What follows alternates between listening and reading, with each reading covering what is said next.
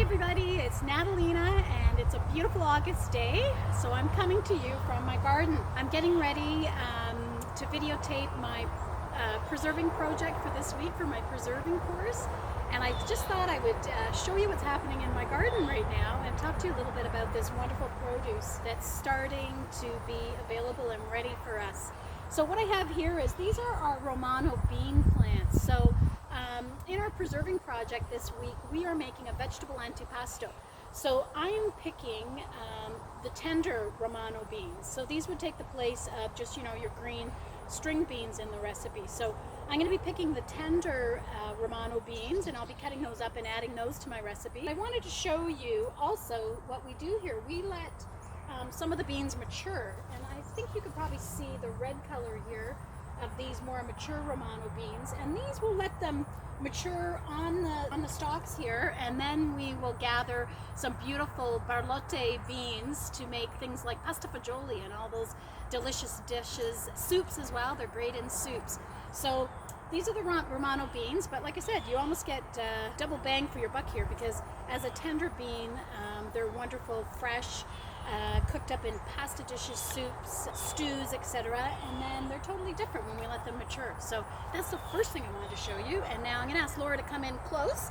I'm going to show you a few more things in the garden. So I want to show you some other things here that I've gathered from the garden. Eggplant. We have two varieties of eggplant. I want to show you. So this dark small one is what I like to call Italian eggplant. And I prefer the smaller eggplant because they're really tender. Fewer seeds and quite delicious. This is the first year we've grown these, and this is the stripe variety, and basically very similar to this in that very tender, beautiful flavor, less seeds, but either one of these are great to stuff or to use in a caponata. I'm going to use them in the vegetable antipasto dish as well. So these are one of my favorites, and they're all starting to be in season now, so I'm really excited to have lots of beautiful eggplant. Okay, and then I've got here, these you may not be familiar with. These are what I call Italian zucchini. In some cultures, they're known as marrow. Okay, so they're basically just a variety of zucchini.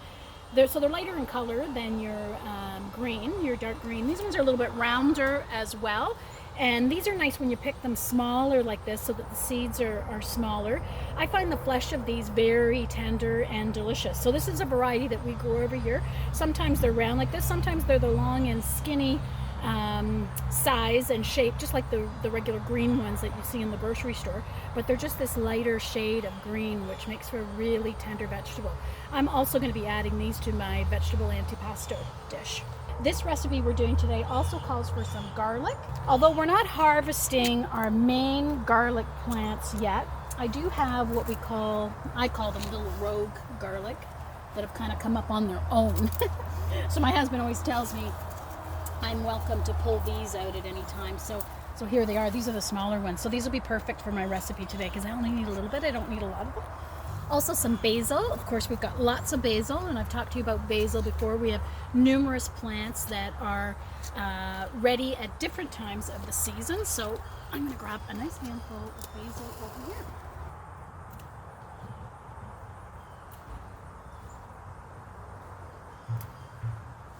That should do it.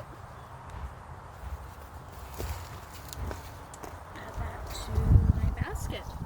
So there you have it, some goodies from my garden today to make a vegetable antipasto dish.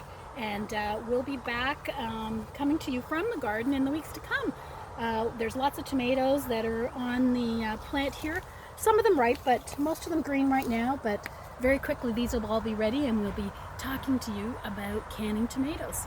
So ciao for now, and we'll see you in the kitchen.